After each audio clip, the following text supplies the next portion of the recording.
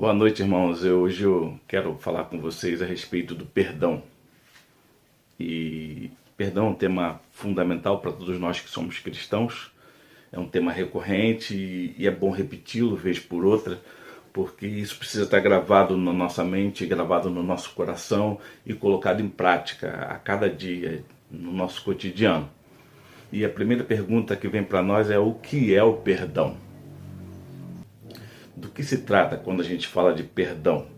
No dicionário da língua portuguesa vai dizer que perdão é a expressão que se utiliza para pedir desculpas.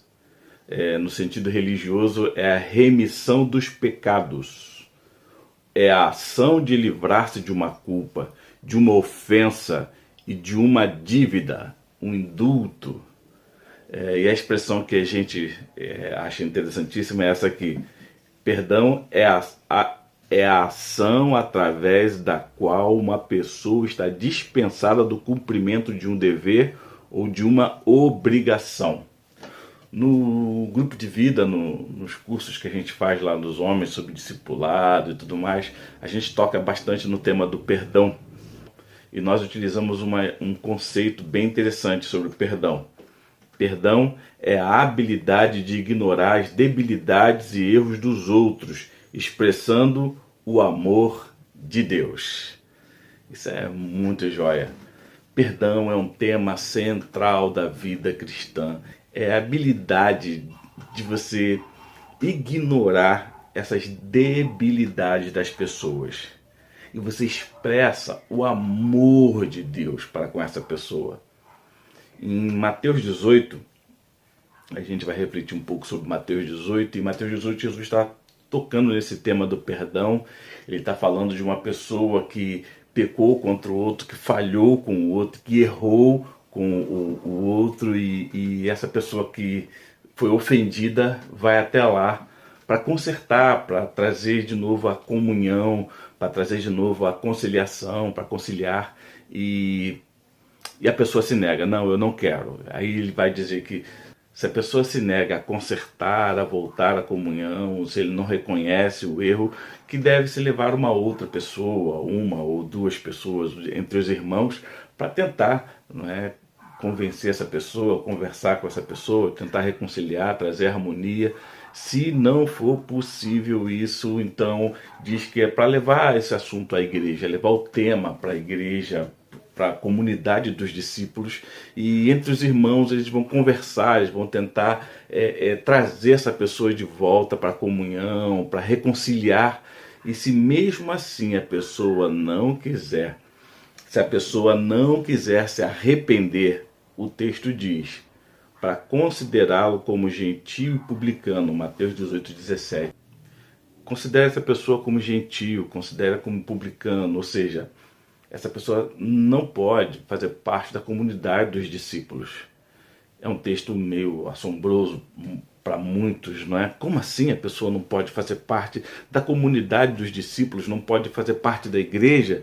Sim, porque o tema do perdão é tema central na vida cristã. Não é uma opção: eu penso, será, não estou sentindo de perdoar, ou estou sentindo, Deus falou comigo que eu tenho que perdoar. Não, perdão é tema central, eu tenho que fazer sim ou sim, querendo ou não querendo, sentindo ou não sentindo. Perdão é central e Jesus leva isso a sério aqui em Mateus capítulo 18.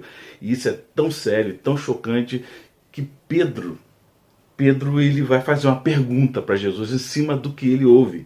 Lá no versículo 21, Mateus 18, 21, Pedro vai dizer: então Pedro, aproximando-se, lhe perguntou: Senhor, até quantas vezes meu irmão pecará contra mim que eu lhe perdoe?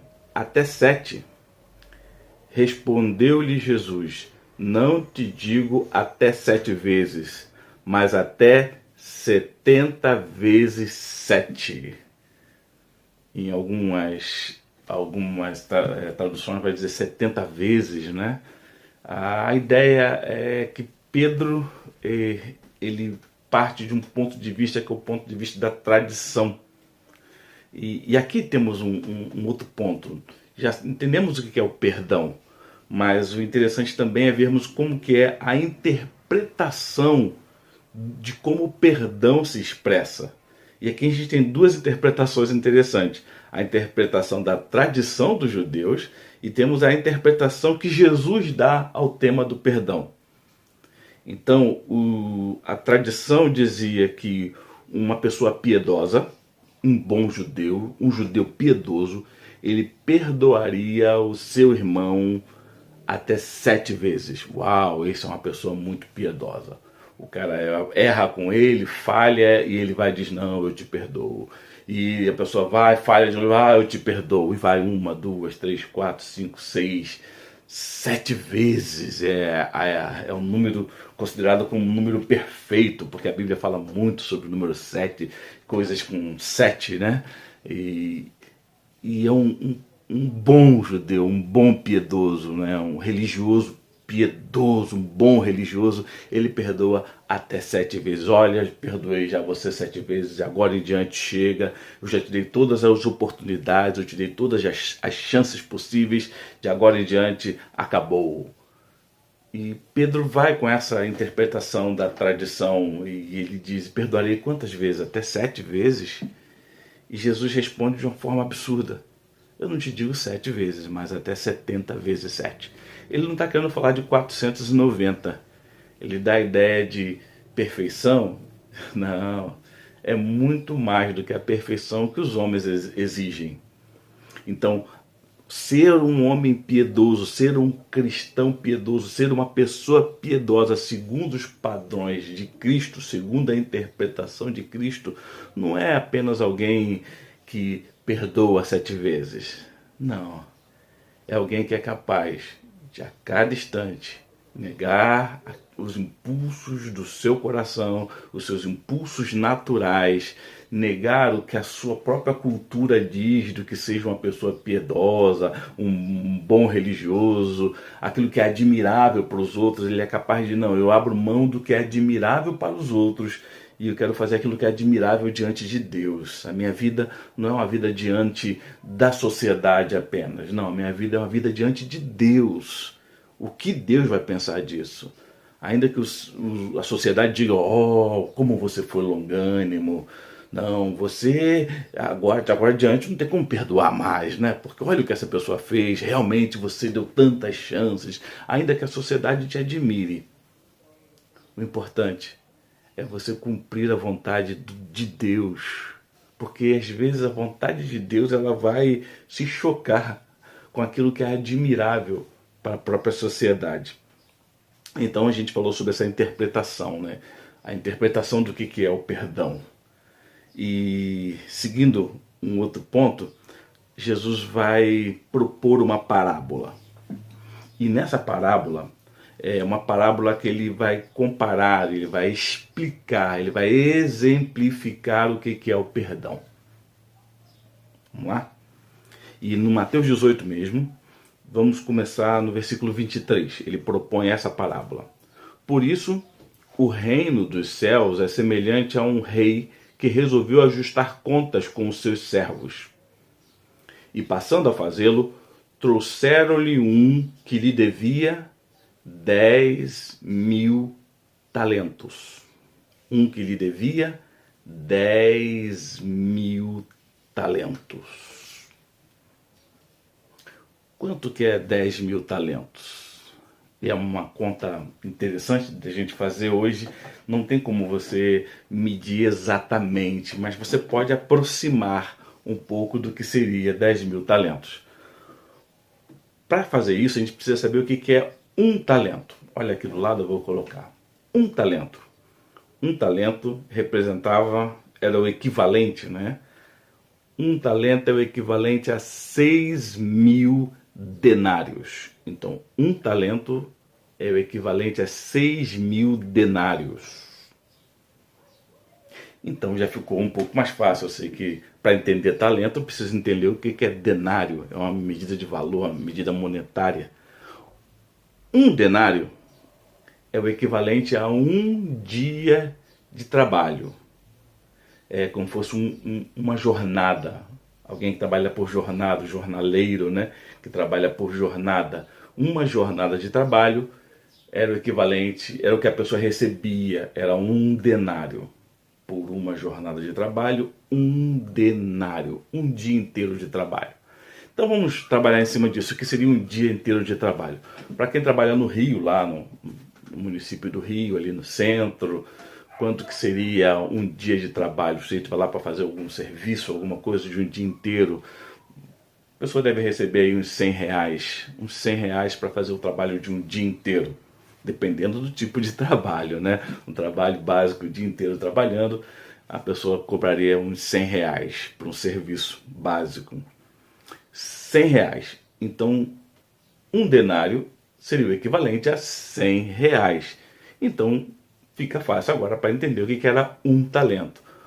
Um talento é um dia de trabalho, R$ 100, multiplicado por 6.000, ou seja, são 6.000 dias de trabalho, o que daria um talento igual a R$ 600.000.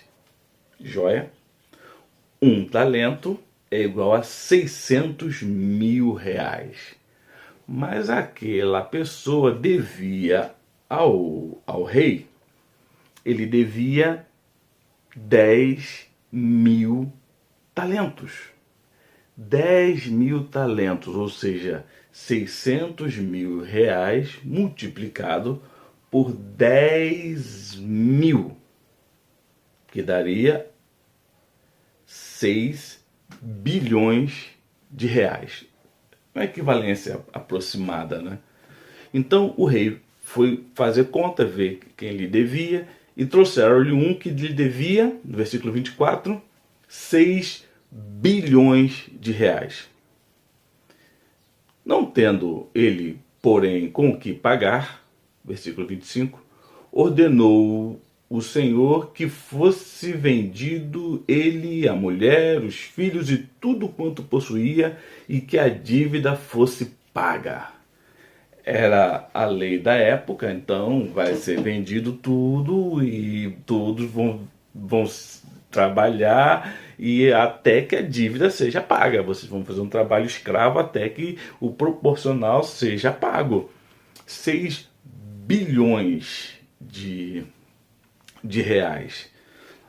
Jesus está fazendo nessa parábola uma hipérbole, não é? Ele está fazendo uma ideia exagerada para mostrar a dimensão do que é a importância do que é o perdão para o reino. Versículo 26. Então o servo, prostrando-se reverente, rogou: sê paciente para comigo e tudo te pagarei. O homem não tinha como pagar, mas ele suplica, ele roga ao rei: ser paciente comigo, me dá uma chance e eu vou te pagar. Me dá uma chance, eu vou trabalhar, vou dar um jeito, eu vou pagar essa dívida. Porém, o texto Jesus logo diz que ele não tinha como pagar. Ou seja, era um valor impossível de ser pago para aquela pessoa. Versículo 27. E o senhor daquele servo, compadecendo-se, mandou-o embora e perdoou-lhe a dívida. Ou seja, você não tem como pagar, rapaz. Não há como você me pagar isso. Pode ir. Você está perdoado, você não precisa me pagar mais. Você pode ir em paz, viver com a sua família, viver tranquilo. Você está perdoado. Perdoou-lhe 6 bilhões de reais. Versículo 28. Acontece algo bem interessante aqui nessa parábola. Saindo, porém, aquele servo encontrou um dos seus conservos, ou seja, alguém que trabalhava junto com ele, um amigo de trabalho. Encontrou um dos seus conservos que lhe devia 100 denários. A gente já fez a conta do que é o denário. O denário é um dia de trabalho, a gente está usando a medida de R$ 100, que seria um dia de trabalho lá no centro do Rio por um serviço comum, né? 100 reais um denário. Lhe devia 100 denários. 100 denários são 10.000 reais. Aqui do lado. 100 denários, 10.000 reais. Eu te faço uma perguntinha. 10.000 reais hoje, na atual situação que a gente está vivendo, ia te ajudar? Imagina alguém que está te devendo 10 mil reais e você encontra e aí a pessoa fala, tá aqui esse dinheiro, ou ia quebrar um galhão. E aquele homem, ele diz assim, versículo 28, segue comigo lá, agarrando-o, o sufocava, dizendo, paga-me o que me deves. Ele pega pelo pescoço e ele começa a sufocar aquela pessoa, esganando, você me paga o que você me deve 10 mil reais e você está me enrolando, você não quer me pagar. E o homem vai dizer para ele lá no versículo 29, então o seu conservo, caindo-lhe aos pés, lhe implorava. E interessante que Jesus usa a mesma expressão que o outro usou com o rei. Sê paciente comigo e te pagarei. Aquele homem também não tinha como pagar os 10 mil reais. Ele não tinha esse valor, ele não tinha como pagar, quitar aquela dívida. Versículo 30. E ele, entretanto, não quis. Antes, indo-se, lançou na prisão até que saudasse a dívida. Vendo os seus companheiros o que havia passado, entristeceram-se muito e foram relatar ao seu senhor tudo o que acontecera. Então o seu senhor, chamando-o, lhe disse, servo malvado, perdoei-te aquela dívida toda, porque me suplicaste. Não devias tu igualmente compadecer-te do teu conservo, como também eu me compadeci de ti? Eu te perdoei 6 bilhões de reais. A pessoa te devia 10 mil reais. Você não deveria ter feito a mesma coisa. Você não deveria ter sido misericordioso, igual eu fui misericordioso com você. Eu podia tomar a sua vida, eu podia tomar tudo, mas eu decidi ficar no prejuízo.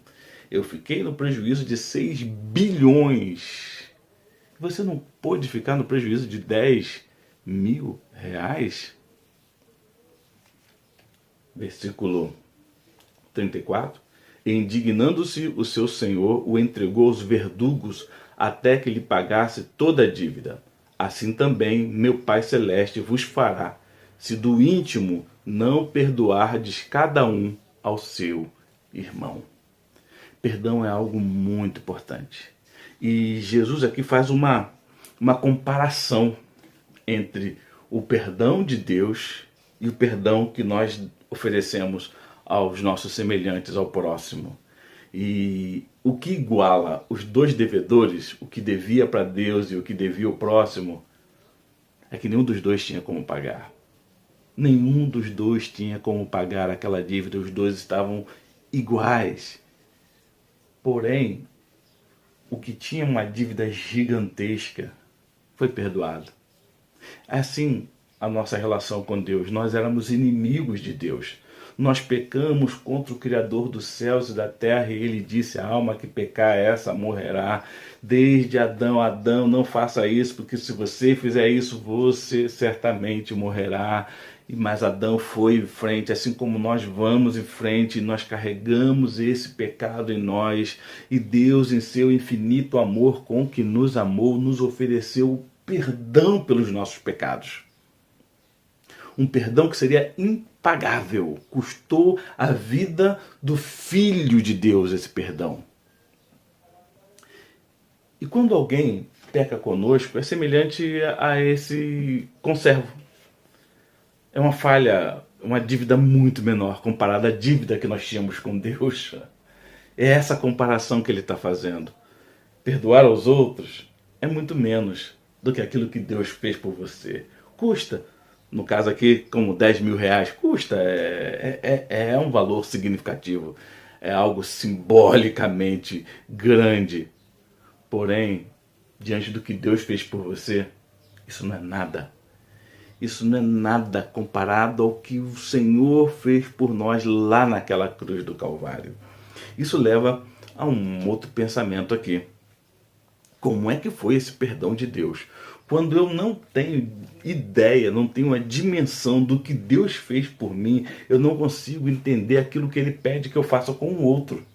Quando eu penso que eu era bom, eu não tinha tanto mal assim, eu não roubava, eu não fumava, eu não cheirava, eu não me prostituía, eu era bom.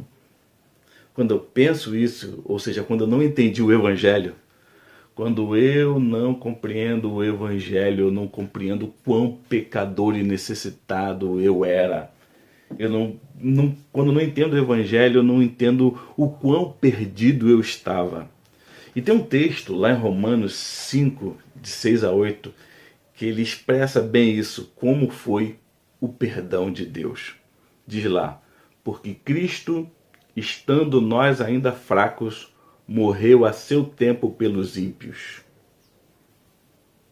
Porque apenas alguém morrerá por um justo, pois poderá ser que pelo bom alguém ouse morrer. Mas Deus prova o seu amor para conosco, em que Cristo morreu por nós, sendo nós ainda pecadores. Ele não esperou que você se purificasse, que você se limpasse, que você pagasse a dívida. Não! Não teve mérito algum, porque a dívida era impagável. Você não tinha como pagar essa dívida. Não tinha como. Ele te perdoou. E para ele te perdoar foi preciso que o Filho de Deus morresse naquela cruz, enquanto nós ainda éramos pecadores. Ele nos substituiu, porque aquela morte era para mim e era para você. E ele nos substituiu, a morte que era nossa, a cruz que era minha, a cruz que era sua. Ele levou sobre si todos os nossos pecados e pelas suas pisaduras nós fomos sarados. O castigo que nos traz a paz estava sobre ele. Então, o que eu devo fazer diante disso? Perdoa. O que Deus pede para cada um de nós é que nós sejamos parecidos com o nosso Pai Celestial. Sede santo, igual Deus é santo. Perdoa. Perdão é algo fundamental. E eu coloquei esse quinto ponto aqui pra gente, e eu intitulei o quinto ponto Negue-se. Negue-se. Por que eu fiz isso? Porque muitas pessoas dizem, mas pastor, eu não estou sentindo de perdoar. Se eu perdoar fulano, vai ser uma hipocrisia, porque no fundo, eu não quero, no fundo, eu não quero estar próximo dessa pessoa, eu não quero estar perto dessa pessoa, eu não quero me relacionar com essa pessoa, eu não quero conversar com essa pessoa me fez muitos males. Eu quero afastar da minha vida, eu quero afastar de mim, eu quero distância. Eu não vou dar a satisfação do perdão, a alegria dessa pessoa se sentir perdoada porque me fez muitos males. Eu quero que ela sinta a dor, eu quero que ela sinta o que eu senti. Eu não vou perdoar, eu vou ser hipócrita se eu falar, tá perdoado. Eu falo, tá perdoado, mas o meu coração não esquece. Quem bate, esquece, mas quem apanha, jamais esquece. É um dito popular. Porém, a Bíblia diz, perdoe. E perdoar é um mandamento. Ou você obedece, ou você desobedece. Ou você faz a vontade de Deus, aquilo que agrada a Deus, ou você faz a sua própria vontade. Ainda que a sociedade diga, mas o que essa pessoa fez não tem perdão. Ainda que a sociedade te admire por isso. O importante não é ganhar a admiração dos homens. Nós vivemos para a glória de Deus. Nós servimos ao Senhor. A palavra servir no hebraico, né? O serviço é a mesma palavra para a adoração. Quando nós servimos ao Senhor, nós estamos adorando ao Senhor. Eu não estou fazendo isso por mim, eu não estou fazendo isso para me agradar, eu estou fazendo isso para agradar ao Senhor.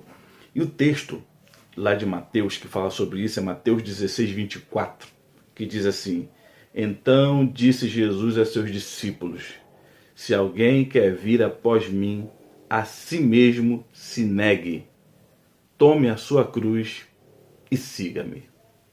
Se alguém quer vir após mim, se alguém quer ser meu discípulo, se alguém quer seguir os meus passos, se alguém quer viver a vida que agrada a Deus, quer viver a vida que honra a Deus, negue-se, tome a sua cruz, siga-me. Então, quando fala em negar a si mesmo, a cada dia, negar a si mesmo é você ir contra os seus próprios desejos, contra os seus próprios sentimentos. Deus, a minha vontade é fazer um mal para essa pessoa também. O meu desejo é prejudicar essa pessoa, fazer com que ela sinta o que eu senti. Porém, eu vou abrir mão desse meu desejo mal. Eu vou abrir mão do desejo que essa pessoa sofra para que o teu nome seja glorificado. Eu estou negando a minha própria vontade. Alguém disse uma vez, pastor, mas perdoar é esquecer. Não, o seu cérebro não esquece. O seu cérebro não esquece. Mas você é capaz de não tomar mais em conta. Você é capaz de olhar para a pessoa, lembrar do mal que essa pessoa te fez e você expressar o amor de Deus, dizer está perdoado. Eu expresso o amor de Deus e digo você é aceito, não pelo que você fez, não pelo que você é, mas pelo que Cristo fez naquela cruz, pela minha e pela sua vida. Isso é adoração ao Senhor, isso é glorificar ao nome do Senhor, isso é tomar a cruz. E tomar a cruz significa morrer, é a morte, né? Assim como negar a si mesmo é a negação do ego, a negação do eu, tomar a cruz significa a morte para o mundo, a morte para os nossos próprios desejos, para a nossa própria vontade. E seguir a Cristo é andar nas pisadas do Mestre, andar como Ele andou, até que Cristo seja formado na nossa vida, para que cada dia nós sejamos mais parecidos com Ele. Então, diante disso, diante do que você ouviu hoje, diante desse perdão maravilhoso, e eu quero relembrar para você essa definição de perdão, é a habilidade de ignorar as debilidades e erros dos outros, expressando o amor de Deus. Que o Senhor nos transforme a cada dia. Que o Senhor nos faça a cada dia mais parecido com Cristo. Que o Senhor nos ajude a entender o Evangelho, esse Deus que enviou seu Filho para morrer no nosso lugar, levou sobre ele a culpa que era minha, o castigo que era meu, a maldição que estava sobre mim, essa maldição foi sobre ele. E agora tudo que ele quer é que eu olhe para o próximo e faça a mesma coisa. Que eu haja como Cristo agiu comigo. Que eu ame como Cristo me amou. Que o Senhor nos ajude, que o Senhor nos transforme. Para que o perdão não seja apenas palavras no nosso meio. Perdoar não seja apenas um discurso bonito que a gente dá nos púlpitos na escola bíblica dominical. Mas perdoar seja parte do emblema da nossa vida. Que isso seja evidente entre todos que convivem conosco, todos aqueles que nós passamos pela rua, de que em Cristo há perdão. Em Cristo há perdão pelas falhas. Em Cristo há mão estendida. Que o Senhor nos transforme. Oremos. Deus, obrigado por esse tempo. Obrigado, Senhor, pelo que o Senhor tem feito na nossa vida. Muda-nos um pouco mais, transforma-nos, Senhor, que a nossa vontade ela seja totalmente sujeita à tua própria vontade, Deus. Que nós possamos nos entregar a cada dia, que nós possamos nos negar a cada dia, que possamos nos render diante do teu altar a cada dia, sermos vigilantes a cada dia e agir como pessoas salvas, agir como pessoas que estão no reino de Deus, porque no reino dos céus é assim, que nós possamos ser assim dessa maneira, Pai. Possamos andar e as pessoas possam ver Cristo em nossa vida. Perdoa pelo nosso pecado, nos perdoa, Senhor.